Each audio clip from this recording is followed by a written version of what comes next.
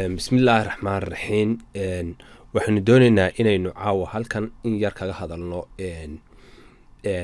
kombanigan cusub oo ah kombaniyo iminka dardar xoogan suuqa soo geliyey ama qeybtiisan ah commissionku iminka ay soo baxday dhowaanahan ay soo baxday sanadihii ugu dambeeyey. barnaamijkaynu ka hadlaynaa ama waxa weeyaan kombaniga aynu ka hadlaynaa caawa waa kombaniga loo yaqaano CJ on Style. CJ on Style waxa weeyaan kombani laga leeyahay wadanka koonfurta Korea. waana kombani in badan magacyo badan ay soo mareen oo marba iska soo bedelay magacyo badan. waxaa la aasaasay kombanigan adigu sanadkii 1950 baa la aasay 53 meelaha saa ku qoran haddaad ka baadho xogtiisa internetka. laakiinse wuxuu soo maray marxalado kala duwan buu soo maray, qaybo iyo branches kala duwanna waa leeyahay. qaybtan iminka ah commissionka laga shaqaysanayo ee waxa weeyaan dadka la keenayo ee dadka aad keentaana dad sii keenayaan ee aad lacagta ku shubanayso dabeetana lacagtaas aad ku shubatay lacag aad ka samaynayso. dhowaan buu soo kordhiyey kombanigan. bal waxaan doonayaa intaynaanu ka hadal kombanigan iyo qaabkan uu shaqaynayaa masaxbaa ma khaladbaa, kombanigan ma kombani xaaraanaba ma kombani xalaalahba, kombanigan ma la investigaysan kara oo maalgashi ma lagu samaysan karaa. waxaa intaynaanu ka hadal bal waxaan doonayaa inaynu marka hore isla fahano investmentigu waa maxay, maalgelintu waa maxay marka wax la maalgashanayo. baan doonaya inaynu isla yara fahano. haddaan dib u yaro noqdo investmentiga ayaan doonaya bal inaynu isla yara fahano. sidaad ogtihiin internetka iminka waxyaalo badan baa laga shaqaystaa oo ku jira sida Amazon, YouTube-ka, Facebook-ga. kombaniyo fara badan ayaa laga shaqaystaa oo waxa weeyaan lacag laga sameeyo online ah. waqtigan iminka lagu jirana online businessku waxyaalaha waxa weeyaan aadka u koraya weeyaan oo dadku ay online ku iibinayaan alaabtoodii ama waxa weeyaan ay kasoo iibsanayaanba. bal waxaynu eegaynaa investment waa maxay. kombaniyadan Amazonka iyo waxyaalo buu kaga duwan yahay fara badan. markaas isaga waxa weeyaan lacag ayaa lagu bilaabaya. lacagta lagu bilaabo waxa la dhahaa investment waxa weeyaan lacagta aad ku bilowdo business ama waxa weeyaan ganacsi ama wuxuu doona ha iibiyo ama product ha iibiyo ama service ha iibiyo. marka investmentigu waa maxay? iminka halkan waxaan kusoo qaatay dhowr definition ama dhowr qeexitaan oo kala duwan oo investmentiga ah. ka hore oo kale investmentigu wuxuu leeyahay waa inaad lacag ama capital aad dhigataa ganacsi adigoo ka rajeynaya faa'iido. ganacsi ayaa waxa weeyaan ama ganacsi ama bilow adigu oo zero ka bilow ganacsiga oo yaan hore u jirin ama ganacsi hore oo waxa weeyaan hore u jiray oo arki doonaa qayb share ka iibso. waxa weeyaan investmentigu waxaad gelinaysaa capital ama lacag. capitalku waxay noqon kartaa oo kale wax de magaranaysaa dadaal baad gelinaysaa, effort baad gelinaysaa, time baad gelinaysaa, waxa weeyaan lacag baad gelinaysaa adiga oo ka rajeynaya in aad faa'iido ka heli doonto. ama waxa weeyaan lacagtaas aad gelinayso ganacsiga cusub waxa weeyaan waxaad doonaysaa inaad mustaqbalka aad faa'iido ka hesho oo waxa laga yaabaa inaanu iminkaba faa'iido dhow aanad ka sugan. laakiinse markasta hamigaagu waxa weeyaan in aad waxa aad gelinayso aad u dhow wax ka hesho waxa weeyaan oo aad magaranaysaa ay ku kordhaan. ama oo waxa weeyaan iminka waxa laga yaabaa $100 baad ku bilowday. $100 ee aad ku bilowday waxa laga yaabaa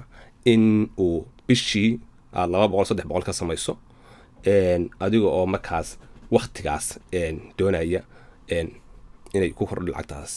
marka investmentiga af Soomaali ahaan investment waxa weeyaan maalgelin bay noqonaysaa in la maalgashado wax. marka bal waxaan eegaynaa investmentiga qaybuu ka kooban yahay. Types of investment ayaynu eegaynaa. haddaynu saddexdan aynu soo qaadano types of investment aad bay u fara badan yihiin. qofku waxa weeyaan intaas waxbuu magaranaysaa maalgashan karaa, dahab buu maalgashan karaa, dhul buu maalgashan karaa, beeruu maalgashan karaa, aad bay u fara badan tahay. laakiin se haddaynu saddexdan aynu soo eegno investmentiga oo ah stock investmentiga iyo boundiska iyo cashka. stock investmentigu waxa weeyaan waxaad iibsanaysaa share baad iibsanaysaa, company jira ayaad sheerka iibsanaysaa. markaad sheerka iibsato oo waxa weeyaan sida iminka oo kale shirkadahan isgaarsiinta ee Soomaalida oo kale oo ah company jira ayaad waxa weeyaan sheerka iibsatay. sheerka ama qof companyga ku jira oo investment ku samaystay mar hore ee sheerkiisa qayb ka iibinaya, ama sheerar cusub oo uu qaadanayo ayaad qayb ka iibsan kartaa oo uu furayo. marka bond ayaad iibsan kartaa oo ah inaad dowladda oo kale aad lacag ka qaadato loans ah oo markaas lacagaha loonka ah oo wax weeyaan aad iyagana investment ku samaysanayso, ama cash iyo wixii u dhigma ayaad maalgashan kartaa. oo wax weeyaan haddaad saving bank samaysato oo kale oo lacag aad savingkaaga ku ridato, laakiinse bank lacagtaada savingka kugu shaqaynayo hodhow toolana wax weeyaan kuu soo celinaya investmentigii. marka investmentiga markaynu eegayno inagu waxa weeyaan waxaynu u baahannahay inaynu laba qaybood ka eegno investmentiga. investmentiga xalaal ba mise waa xaaraan? investment kasta waxa weeyaan dadka muslimiinta inta badan uma banaana, qaarna way bannaan yihiin. laakiin se mar kasta waxa weeyaan every investment kasta wuxuu wataa conditions buu wataa oo waxa weeyaan aynu arki doono, iyo qaab loo soo gelayo iyo system lagu soo gelayo iyo agreement iyo heshiisyo. marka aad soo gashay heshiisyada iyo waxa aad saxeexdo ayaad aad ka mid noqonaysaa ama shirkadii ama dee magaranaysaa aad yeelanaysaaba businesskii. markaas saddexda haddaynu dhaafno waxaynu gudbaynaa bal terms and conditions of investment. iyaga laftigooda terms and conditionsku aad bay u fara badan yihiin. marka la samaynayo maalgelinta aad samaysanayso aad bay u fara badan yihiin. marka bal waxyaalaha asaasiga ah lagama maarmaanka ah haddii aad investment gelayso inta badan gaaliya islaamba waxaa ka mid ah afartan baynu kasoo qaadanay iyaga oo fara badan. eligibility oo ah waxa weeyaan in aad magaranaysaa investmentigan aad u qalanto inaad gasho oo waxa weeyaan aad buuxiso shuruudaha amaba wixii looga baahnaa investmentiga. iminka tusaale ahaan oo kale dahabshiil bank ayaa yidhi waxaan samaynayaa shares baan iibinaya investment ah. kolleyba waxa weeyaan shareska uu iibinayo shuruuda la socda. maalgelin kastaana adduunyada waa sida waxa weeyaan markaad wax maal gashanayso waxa weeyaan conditions baa la socda. conditionska la socda eligibility ba ka mid ah. eligibility waxa weeyaan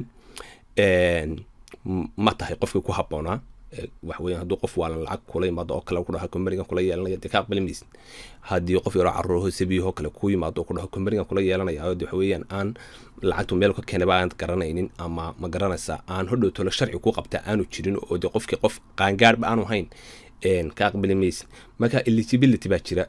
shuruudo waxa weeyaan loo baahan yahay inuu qofku soo buuxiyo oo waxa weeyaan inaanu qofkan qof dambiile ahayn oo kale ahayn, in uu waxa weeyaan uu qof yahay reliable oo la isku halayn karo ama shirkadan oo kale. waxaa ka mid ah security oo kale in waxa weeyaan security-ga waxa weeyaan ay magaranaysa waxaan aad investmentiga ku samaysanaysaa lagu ilaalinayo. haddii lacagta lagu dhaho lacagtaada waxa weeyaan anagu share baanu kaa iibinayna laakiinse kama mas-uulihin lacagtaada meesha qabanayso anagu ma garanaysa kuma controlin. waa in security processki oo dhan loskii waxa ku dhici kara waxa soo gaari kara bankrab hadduu dhaco oo shirkadu dhacdo oo kacdo oo kale sida waxa weeyaan ma garanaysa wixii loo qaybsanayo oo waxa weeyaan risk sharing oo kale, ownership of asset oo ah lahaanshaha assetka oo kale. tusaale ahaan oo kale company baad la gashay share, companyga shareka la gashay waa inaad ownership of asset aad leedahay xuquuq waxa weeyaan ilaa waxa weeyaan waxaad ka mid tahay companiga dadkii lahaa baad ka mid tahay shareholders baad ka mid tahay marka assetkaaga waxa weeyaan sharekaaga haddaad iibinayso iyo haddii aad bar iibinayso iyo haddaad lacagtaada la baxayso iyo waxa weeyaan waxaas oo dhan waa inay ku qoran yihiin heshiiska la yidhaahdo investment agreement waxa weeyaan haddii aanad lacagtaada kantarooli karayn oo waxa weeyaan marka adiga ay kaa baxdo gacmo kala gelayso oo aanad wax go-aanahoo kale aanad ku darsan karaynin lacagtaa waxweeyaan aad ku samaysay maalgashiga taa laftigeedu waxay ka mid tahay qayb xuquuqda adi kaa maqan oo waxaweeyaan aad u baahan tahay inaad marka hore intaanad heshiiska saxiixin aada la gasho shirkadda qaybtan risky sharing waxa weeyaan oo kale wax kastaad waxaweeyaan profit and loss waxaweeyaan companiga hadduu loss oo ku yimaado ama hoos u dhac oo ku yimaado sideebaa loo qaybsanayaa dhibaatada riskiga sideebaa loo qaybsanayaa sideebaa loo qaybsanayaa faa'iidada oo waxaweeyaan faa'iida hadday ku timaado companiga sideebaa loo qaybsanayaa markaas waxaynu u gelaynaa oo iyaduna aynu casharo badan doonayna aynu ka samayno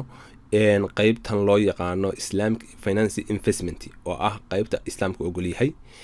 inta badan dadka muslimiinta markay wax ay maal gashanayaan deeply magaranaysa ayay iskaga eegaan aad bay qootadiisa waxaan u eegaan dhinacyo badan bay ka eegaan oo kale oo waxa weeyaan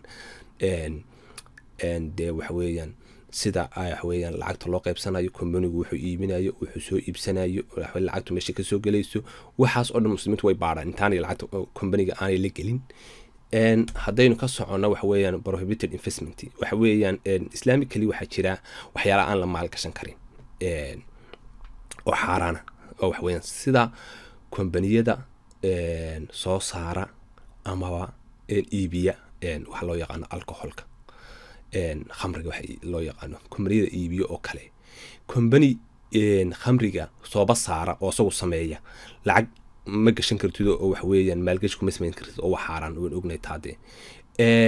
kombani iibiyana oo waxa weeyaan isagu ma soo saaro laakiin si uu sii iibiya uu sii wasacaaso kombanigaasna isagana ma maalgashan kartid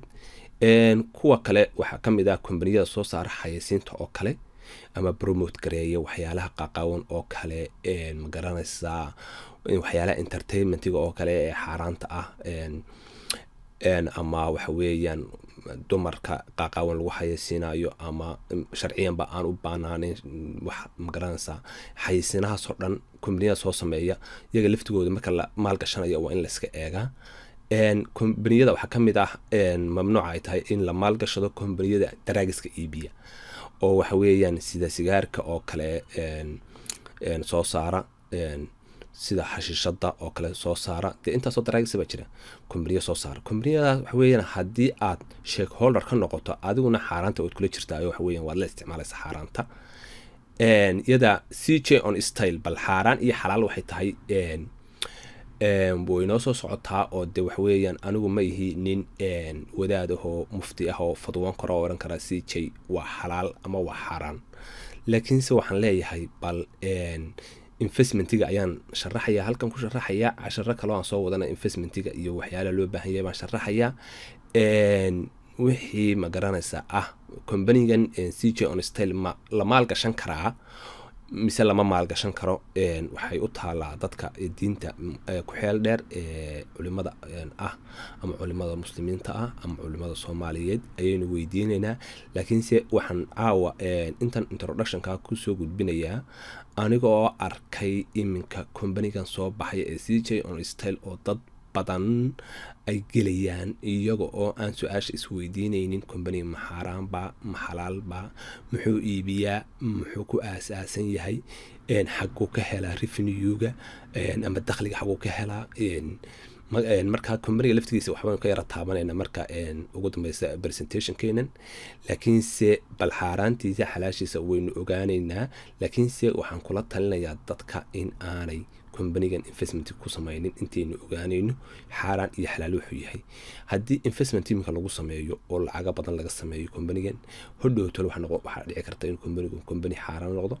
marka ay noqdo inay xaaraan ay noqotona waxa weeyaan lacagtaasi waxa weeyaan qofna iska ma garanaysa deyn karma uu cunaya lacagta xaaraanta waxa weeyaan companigu sameeyay iminka companiya badan baan ognahay oo Soomaalidu ay ku daateen markii hore ay soo baxeen sida Bitcoin oo kale markii dambana xaaraan noqday combaniga markii dambe markuu xaaraanta noqday dadkii ka taajiray ee lacagta geliyay way iska sii wadeen iyagoo oo leh culimada qaar baa noo magaranaysaa xalaaleeyey oo dee waxa weeyaan adduunyada wax kasta waxa weeyaan cid ku xalaalaysa waayimaysid cid ku xalaalaysana waayimaysid haddaad wax xaaraana lagu diido lala waxaas waa xaaraan waxa weeyaan cid magaranaysaa ku xalaalaysa waayimaysa oranaysaa ku fudwato waayimaysid haddaad doonto adduunkaadii waxa weyan dad baa kula noole laakiinse waxa weeyaan mar kasta waxa diinta ah maaha wax hebel iyo hebel uu magaranaysaa goyn karo magaranaysaa maaha laakiinse waa wax magaranaysaa dee ilaahay waxyigiisa oo qoran oo aayaad iyo magaranaysaa axaadiis baleh oo lagala soo dhex bixi karo dadka muslimiinta intooda badan diinta waxa weeyaan way yaqaanaan in yar ama meelaha adag mooyaane inta badan waa la wada yaqaanaa qofka iranaya khamri ama company soo iibiya daraagas ayaa sheekh i xalaaleeyey waxa weeyaan hadduu xalaalayo uu saa ku wado waxa weeyaan marnaba waxaas sheekh diiday sheekh midna kuma xalaaloobayso waxay ku xalaaloobaysaa wixii ilaahay iyo magaranaysa nebi maxamed ay dhaheen marka gambalinka ka mid ah oo waxa weeyaan iyo bank interestka oo waxa weeyaan baanankana lama haddii bank interest uu bixinayo oo interest uu ku shaqeynayo ma investment gareysan karaysid oo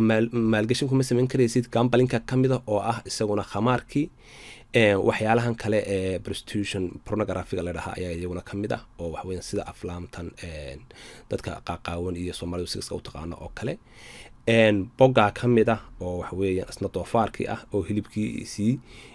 company soo saara ama waxa weeyaan si iibiya share kama iibsan kartid mana ku darsan kartid lacag insuranceska ka mid ah iyo caymiska oo in badan oo ka mid ah dee magaranaysa intooda badan ay xaaraan yihiin intaas waxa weeyaan waa intaa dee iska muuqataba ah xaaraanta ee aan investment lagu samayn karayn laakiinse waxaynu bal eegaynaa qaybo badan oo waxa weeyaan weli culimadu ay leeyihiin waa lagu samayn karaa investment oo ay isku waafaqsan yihiin in investment lagu samayn karo kombaniyadaas marka haddii aynu sii soconno waxa weeyaan muslims and non-muslim investments non-muslim investments dadka muslimiinta ah dad aan muslimiin ahayn investment baynu eegaynaa iyagana ma la samaysan karaan ama shirkad waxa weeyaan qof gaal ah uu leeyahay ama dad gaale ay leeyihiin ma ka mid noqon kartaa oo share ma ka iibsan kartaa ama dadka aasaasay ma ka mid noqon kartaa oo ma la shurakoobi kartaa ama wax ma isku darsan kartaan ayaynu eegaynaa companigu haddii uu waxa weeyaan if the company files the screen process it is considered unacceptable investment companigu waxa weeyaan haddii uu yahay company aanay ku dhisnayn shareecada islaamka ama dadka companiga leh aan ahayn dad muslimiin oo magaranaysaa xalaal iibinaya companiga marka hore waxa la eegayaa magaranaysaa intaanad investment ku samaynin muslimiinta looma diidana gaal ma la bay mushtarayn kartaa qof gaala iyo qof muslim magaranaysaa ganacsi wada samaysan karaan taa waynu ognahay dee dad badan oo muslimiin oo dad gaala ay wada business wada lahaayeen baa jirta laakiinse waxa weeyaan qodobada lagu dhaqmaayo ee sharciga lagu maamulayo ganacsiga ma sharciga islaamka mise waa kii gaalada leegaya islaamka eegaya wata marka companigu hadduu ku dhaco inuu kula sheer gareeyo waxa weeyaan ama uu soo bandhigo wuxuu ku dhisan yahay investment laguma samayn karo oo lama investigation karo tusaale ahaan oo kale company baa waxa weeyaan halka haddaan bayaamiyo company baa waxa weeyaan company weyn oo waxa weeyaan ku dhisan aan magaranaysaa aan islamic basic ahayn ayaa doonaysaa inaad investment ku samayso companigu kama ganacsado wixii aynu soo sheegnay iyagu xaaraan tahaa kuwan aynu soo sheegnay kama ganacsado tusaale ahaan oo kale companiga dharkuu iibiyaa ama wuxuu iibiyaa technologyga ama electronigu iibiyaa wax xaaraana oo la taabanayo ma iibiyo companigan totally companigaas oo waxa weeyaan markaad ku samaysanaysa investmentiga marmar waxa dhacaysa companigu isagoo 100% xalaal iibiyo inuu xaaraan noqdo oo aanad maal gashan karin ama shareska iibsan karin ayaa dhacaysa waxa kale dhacaysa to discover this course source of review revenue and how it actually makes its money. taas waxa weeyaan iyaduna waa very important. waaniga lahaa company-gu isagoo 100% wax xalaalaha iibinaya ayaanad haddana lagu ogoleen haddaad qofka muslimka aad tahay lagu ogoleen inaad company-ga la gasho shuraako aad kula noqoto. tusaale ahaan company-gan wuxuu iibiyaa dharku soo saaraa oo ka ganacsada, laakiinse company-gan waxa weeyaan wax kalena wuu iibiyaa oo waxa weeyaan dayn ama debt buu ku jira company-ga, oo dayn ayuu ku jiraayo business-kan markuu bilaabayo dayn buu kasoo qaatay aniga soo aragnay boundiska dayn buu kasoo qaatay dowladda. dayntii uu kasoo qaatay dowladda ayaa uu business-kan ku kiciyo oo ku bilowga uu ku bilaabay lacagtii dowladdu ay ku lahayd kamay dhammaanin ee ahayd debtiga waxa weeyaan interest-ku la socday kamay dhammaanin. markaas lacagta uu samaynayo maryahan uu iibinayo wuxuu ku bixinayaa lacagtii lagu lahaa ee interest-ka ahaa ayuu ku bixinaya oo interest baa company-ga ku jira oo waxa weeyaan lacagtaadan aad gelinayso dee inta faa'iidada lagu seemayo inta kalena dee dowladda baa loo celinaya, lacag baa lagu leeyahay, shirkadiina lacag baa lagu leeyahay, lacagtaasna waa lacag interest baa lagu leeyahay. markaas meeshuu kasoo gelayo income-ka ayay inta badan muslimiintu eegaan, iyo muslimiintu waxa weeyaan very clever people moogta. marka waxay eegayaan company-gu meeshuu dakhligu kasoo gelayo. tusaale ahaan oo kale imika company-ga CJ aan u eegaynay waxaan ka eegaya internet-ka CJ online waa company dhowr qaybood iskugu jira. wuxuu iskugu jiraayo company-gaasi iibiyaa xaggan ku qoray company-gaas wuxuu iibiyaa iskugu jiraa entertainment and media oo wax weeyaan entertainment waxyaalahan magaranaysa maadeysiga iyo wax weeyaan riwaayadaha iyo entertainment-ga and media oo iyaduna loo isticmaali karo marmarka qaarkood inta badan advertisement-ka aynu ka hadlaynay oo wax weeyaan xayeysiinayo wixii loo isticmaali karo uu iibiyaa. wax weeyaan waa qaybta uu leeyahay 4 qaybood. wax weeyaan qaybta oo ah entertainment and media uu iskugu jiraa way noo soo socotaa home and shopping, logistics iyo biotechnology and pharmaceutics, food and leverage. intaas weeye halkan baan ku qoray product-gu iibiyo. marka waxa weeyaan food beverage service iyo biotechnology and pharmaceutics, home shopping and logistics, entertainment and media. 4taas product ayuu company-gan iibiyaa. marka food and beverage service waxa weeyaan cuntada iyo cabitaanka. markaas cabitaankana wuu iibiyaa qayb uu leeyahay waa qaybo uu ka kooban yahay branches ka kooban yahay. cuntooyinkana way iibiyaan welina cuntooyinka u badan kuuriyooyinka cuntooyinka laga yaqaano. biotechnology and pharmaceutics-kana waasna waxa weeyaan waxyaalaha biotechnology-ga ahna wuu iibiyaa iyo waxyaalaha farmasiyada iyo waxaa dawooyinka ku saabsan. waxa kale uu iibiyaa home shopping logistics-ka ayuu iibiyaa alaabahan inta badan guryaha la dhigto ama logistics-ka loo isticmaalo qalabada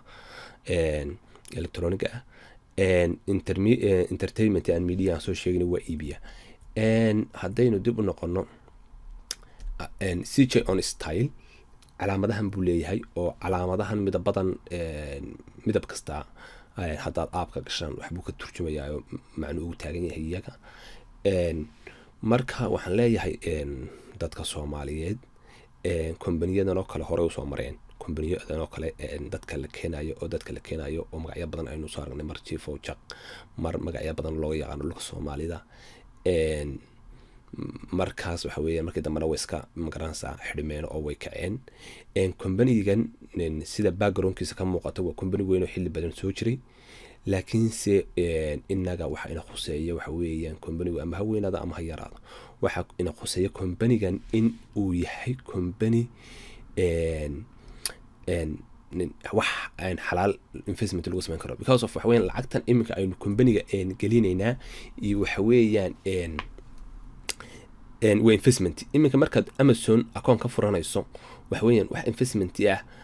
dee aday ku khusaysa waxaad investigaraysanaysoo waxa weeyaan zero baad ka bilaabaysaa dee markaas marya iibi lacagtaadaad gashanaysaa waxa weeyaan lacag lagu siinaya ma jirto waxa weeyaan waxaad iibiso waxaad soo iibsata baan leeyahay ayaad sii iibinaysaa waxaad ku dhex iibinaysaa platformka weyne Amazon oo kale markaad ku dhex iibiso wixii aad siisay qiimihii adaa u jaraa markaad qiimihi u jarto shaygii qofkii marka uu iibsado dee faa'iidada saasaad ku helaysaa marka maaha wax investment maaha kaasi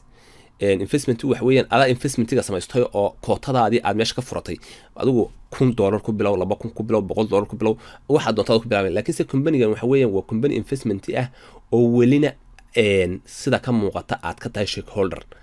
share aad ku yeelanayso marka waxa weeyaan company-gan lacagtaad shubaysaa markaad lacagta shubto lacagtaas waad dhigaysaa markaad lacagtaa dhigto lacagtaas ayaa lacag ku samaynayso commission baad markaa aad helaysaa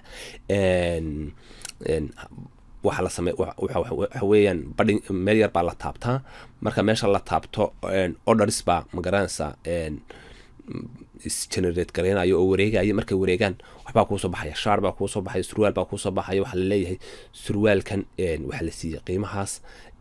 adiguna intaas ayaan commission ku siinay haddii commissionkan waxaan kuu siinaynaa dee company-ga wadiga lacagta hore u geliyey magaranaysa lacagta lagu soo shubaya dee lacagtaadii baa dee wax kusoo saaraysa waxa weeyaan waa investment markaas su-aashan u baahannahay waxa weeyaan aynu doonaynana inaynu culimada weydiino company-ga waxa weeyaan ma xaaraan baa mise waa xalaal saan idiin sheegay waxa weeyaan source of revenue-ga waxa weeyaan company-gu waa muhiim inaynu helno company-gan inuu balance sheet-kiisana tuso haddii aan si kale u dhigo waxa weeyaan waa very important balance sheet-ka company-gan haddii la arko waxa la ogaanayaa meeshay ka soo gala dakhliga ugu faraha badan ma wuxuu ka soo gelayaa food and beverage service ma wuxuu ka soo gelayaa home shopping and logistics ma entertainment media ka soo gelayaa ma biotechnology pharmaceuticals buu ka soo gelayaa company-gan waxaan ogaanaynaa meeshuu ka soo gelaya dakhliga ugu faraha badan leh laakiinse hadduu company-gu screenka inala share gareyn waayo oo waxa weeyaan oo wixii inaga xidho dee magaranaysaa we don't know waxa magaranaysaa dee meesha ka socdo dee ma fahmi karno dee wuxuu ku shaqeeyo haddaynu lacagtii ku shubno aynu magaranaysaa company-ga aynu investment garayno inagu company-ga dee cirka inaga u qaadnay oo magaranaysaa soo kicino company-ga ila lacagtii inagu company-ga ku shaqeynaya maaha lacag uu ina siiyey oo sadaqad maaha laakiinse waxa weeyaan lacagtaadii baa lacagta samaysay haddaan waxba ku shubin waxba ma helaysid ba geemka yar lacagta yar maba ciyaari karaysid ba haddaan lacag ku shuban macnaheedu weeyaan laakiinse haddaad lacag ku shubato waxa weeyaan waxa weeyaan waxaa tahay shareholder baa tahay company-ga ta kale jirta waxa weeyaan shareholderska waxyaalo badan baa jiro oo muhiima oo waxa weeyaan company-ga dee waxa weeyaan markaad maal gashanayso oo kale waxaa jira in company-gii uu kula share gareeyo baalihii waxaan idhaahdaa inuu kula share garo in privacy-gaagii ay maqanaysaa waxaagii ay qarsoonaadaan oo magaranaysa company-ga ta kale jirta agreement la saxiixi maayo oo waanigii sheegayo oo wax magaranaysaa agreement ah oo la saxiixaya ma jirto markaas waxa weeyaan adaa waxa weeyaan magaca qoranaya macal waxaan oo dhan lagu xiri maayo waxaan oo dhan ma arkaysa ownership of asset ma arki kartid risk sharing ma arki kartid lagu oran maayo waxaas baa dhici kara waxaasa possible ah lacagtaada intaasaa interest aynu iskaga bixinaynaa dhibtina ku leeyahay deynina ku leeyahay intaasaa waxa weeyaan magaranaysaa meesha lagu bixinaya lacag kalaa meel kale naga soo gashona la siiya waxaynu doonaynaa inaynu ogaano all source of income company-gan income-ka xaguu ka soo galaa su-aasha muhiimka aynu doonayna inaynu ogaano waa su-aasha company-gan iminka culimada inta badan westernka waxa weeyaan companiyada waxay idhaahdaan oo kale company 100% xalaal lama heli karo marka haddii company 100% xalaal la waayo dee company ay magaranaysaa qaybay u sameeyaan marka waxay leeyihiin company 3% waynu magaranaysaa waxa weeyaan waa la maal gashan karaa haddii 3% ama 5% oo kale haddii magaranaysaa source of income-ka uu magaranaysaa ay xaaraan ku jirto laakiinse uu ka badan yahay lacagta soo gasha ya ay ka badan tahay oo kale ujeedaan laakiinse company-gan wax allaala wax uu inala sheergareeyey iminka sidaan ku arkay ma jirto wax shuruud ah oo kugu xidhan ina ma jirto inaad lacag ku shubato oo lacagtaada aad meesha geliso ayuunbaa shuruuda kugu xidhan ama waalnow ama ina yar noqo oo waan korshan jira ama waxa weeyaan lacag lasoo xaday soo geli ama waxa doontad samee adigu waxa weeyaan company-ga waxa weeyaan lacag ku shubo markaad lacagta ku shubato waad ciyaaraysaa lacagta geemka lacagta waad ciyaaraysaa markaa oo waad isticmaalaysaa. laakiinse cid ku damaanad qaadaysa lacagtaadaasi waxa weeyaan haddii aad weydo cid ku damaanad qaadaysa waxa weeyaan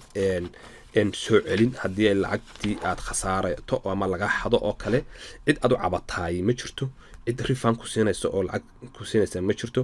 cid magaranaysa kula hadlaysaa ma jirto oo wax weeyaan magaranaysa aad la xiriir karaysa. saan ku arko iminka kombaniguna waa cusub yahay iminka 2 bilood 3 bilood ugu dambeeyay, adigu 5 bilood 4 bilood meelahaas ee ugu dambeeyay sanadkan uu bilaabmay. informationka waxa weeyaan aan ka hayay aniga aad ayuu u yar yahay. waxaan ka codsanayaa walaalahayga ee Soomaalida ah ee dhageysan doona videogaygan haddii ay hayaan macluumaad intaa ka badan oo wax weeyaan company-gan oo wax weeyaan baan ku resource of income-ka iyo balance sheet-ka oo kale, profit and loss-ka oo kale company-gan waxyaalahaas oo dhan in ay ila wadaagaan xagga community-ga igula soo wadaagaan oo wax weeyaan aan ka share gareyno. takala jirta company-gan ma qarinayo wax weeyaan magaranaysa waxyaalaha magaranaysa briefta ku ah wax weeyaan lacagta teamka oo dhan ba arkaya. team baa la dhisayaa, dadkaad sii keento waxa weeyaan qofkaad keento waad arkaysaa wuxuu shaqaystay, wuxuu maanta la baxay waad arkaysaa, wuxuu maanta deposit gareeyay ku riday waad arkaysaa meesha. waxaas oo dhan waad arkaysaa, waad la socotaa magaranaysa oo wax weeyaan ma jirto wax qarsoon oo wax weeyaan privacy ah. markaas waxaan ka codsanayaa ciddii haysa warbixin intaa aan sheegay ka faahfaahsan oo ah company-gan xalaal baa mise waa xaaraan, fadlan waxaan ka codsanayaa inaad la share garaysaan, dadkana aad u bayaamisaan. takala jirta company-gan waxyaalahan kaga shakiyo wax kamid ah oo kale company-gan aad wax weeyaan ayuu ku socdaa magaranaysa faa'iido magaranaysa sare ayuu ku socdaa. waxyaalaha xaaraanta ah imka dadka ka hadlaan culimadu muslim scholars wax weeyaan company-gu wax weeyaan hadduu leeyahay high profit ama low income waxyaalaha xaaraanta soo galay kamid yihiin oo kale wax weeyaan company-gan haddii magaranaysa wixii wax ay noqoto faa'iido waali ah oo aan magaranaysa xad lahayn ama khasaare hoose oo kale oo sida waxaan ay brokers ku sameeyaan oo kale oo maantaba ay dadka la meeraysanayaan si ay tagaska ugu badato oo kale oo waxa weeyaan waqtigu uu dilaayo oo magaas aad waxba aanad faa'iideyno aad khasaare ku dhawaanayso. waxyaalaha businessada marka badan xaaraantinimo ay kamid tahay. waxa kale aan doonayaa in aan videoyadan kuwa ku xiga bal aan information fara badan kasii baaro. iminka dhowr jeer baan la hadlay isku dayay inaan la hadlo laakiin si email soo jawaabin qoladan sii jaydo oo waxa weeyaan aan u diray emailo iyo waxa weeyaan message laakiin se I don't know ma automatic ba ku soo jawaabaya wax yes welcome ta ku haya oo soo dhawow waxa weeyaan leh oo waxa weeyaan ayaa ku soo jawaabaya si ma waxan bil aadan ma hay wax ma garanaysan auto respond message ka lagu xirayo wax weeyaan markiiba ku soo jawaabaya weeyaan. markaas intaasaan ku soo gabagabeynayaa. meel kastoo aad joogtaan ummadda Soomaaliyeed waan salaamayaa. bal waxaad samaysan videogan haddii aad daawataan ama waxaad ka faa'iideen